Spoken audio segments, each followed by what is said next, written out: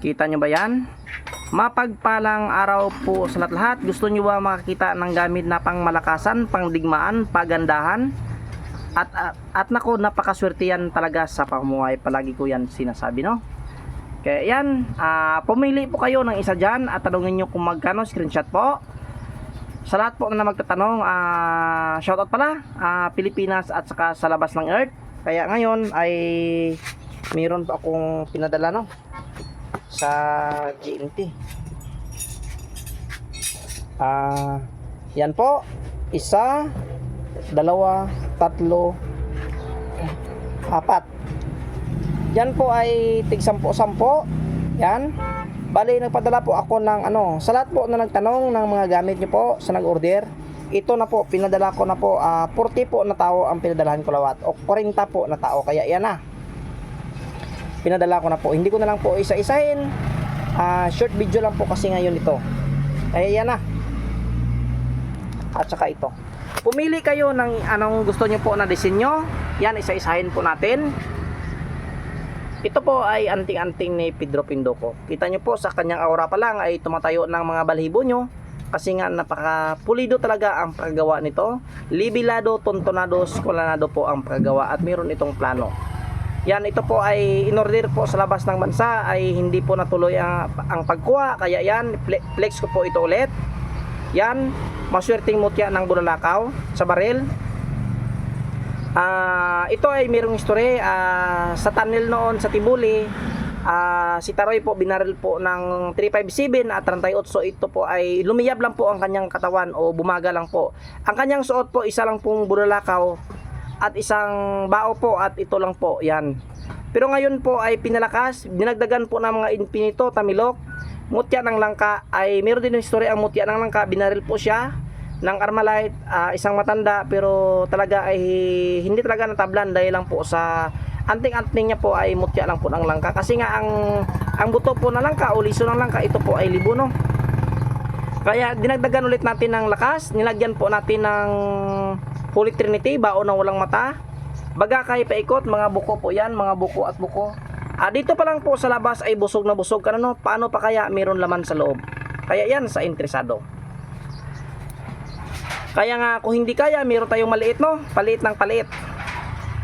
Ngayon ay mayroon tayo isang mata, isang bibig. Ang likod po niyan ay walang mata.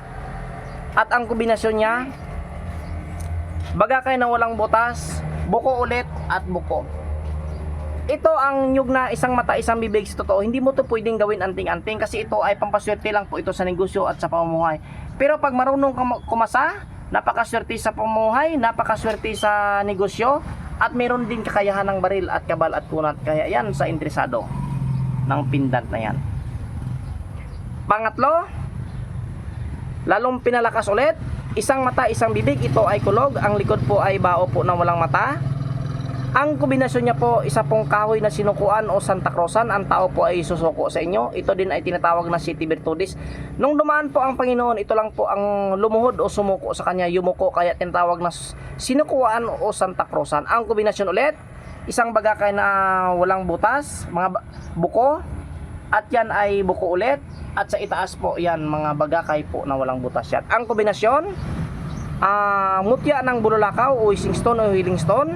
Ang likod po ay nako, mutya po ng langka. Napakaswerte sa negosyo, wishing stone, merong kakayahan ng kabal at kunat, gagamutin niya iyong karamdaman pagsuot mo, meron din kakayahan sa baril. Akalain mo, nandyan sa'yo ang diamante sa ibabaw ng langit, kaya napakaswerte mo. Kaya ating gamit pang kalahatan po yan. Kaya yan talaga ang paggawa, pinalanuhan talaga ang paggawa niyan. Kaya yan po ang kanyang disenyo. At ang pangapat, yan. Ito po ay sa nag-order sa bro, pwede ka bang gumawa ng pendant lang? At ang dito ay palawit lang po o natural lang po na lubid para hindi halata. Yan. Alam nyo ba, ito stainless po yan. Ang iba po nalagay ng copper, pero tayo talaga pulido ay stainless po. Ang kombinasyon ulit, mutya ng bulalakaw sa libadbad po na kahoy. Kaya mahubaran talaga ang kanilang mga baril at kapangyarihan kasi mayroong sa libadbad. Dalawang klase ang sa libadbad, wag po kayo maglagay ng isa. Hindi ko lang i-mention kung ano ang kanyang pangalan. Yan po ay infinito talaga yan. nakatira rin talaga sa loob ng bato. Kaya pag meron kang infinito nakatira sa loob ng bato, akalain mo barilin mo yung bato, matatablan mo ba ang bato o kahit patalim. Kaya ang infinito talaga malakas talaga kasi nga ang tinatarahan niya sa loob ng bato, no. Kaya pagdating sa iyo ang katawan mo maging bato din. Yan mga iba't-ibat po infinito. At yan ang kombinasyon niya, bao na walang mata, Holy Trinity, in the name of the Father, of the Son, and the Holy Spirit. Kaya napakalakas ang Holy Trinity, napakalain mo, napakalaking bao, pero pag balat mo ganito po, meron siya din po na sa disgrasya po, ay nako.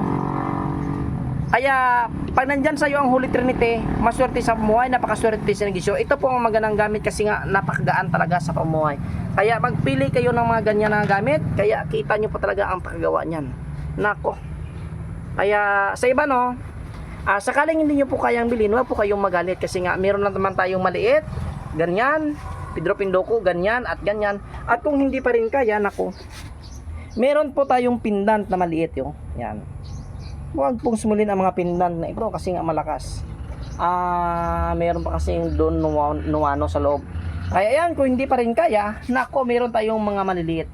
Kaya ganyan po ang proseso, no? Nilalagyan po ng epoxy. Yan. Matibay talaga yan kasi epoxy nansag. Kaya mayroon din na paggawa nito sa labas ng bansa. Bao na walang mata versus bao na apat ang mata versus bao na walang mata. Yan. Nako, ganyan po ang kanyang forma. Kaya paki-share nating video mamayang gabi. Sa lahat po na nag-share, try ko pag hindi ako busy, hindi ako mananalig, baka mamayang gabi ay mamimigay po ako ng mga bracelet po nito. Yan. Mamimigay po ako ng mutya ng bululakaw, mamimigay po ako ng pendant na bao. Kaya paki-share ng ating video. Maraming salamat po sa lahat ng nanonood. At kaya ulit hindi po ako hindi po ako nagsawa na sabihin na respeto po ulit sa kapwa nating mga antingiros, mapagpalang araw ulit po sa ating lahat.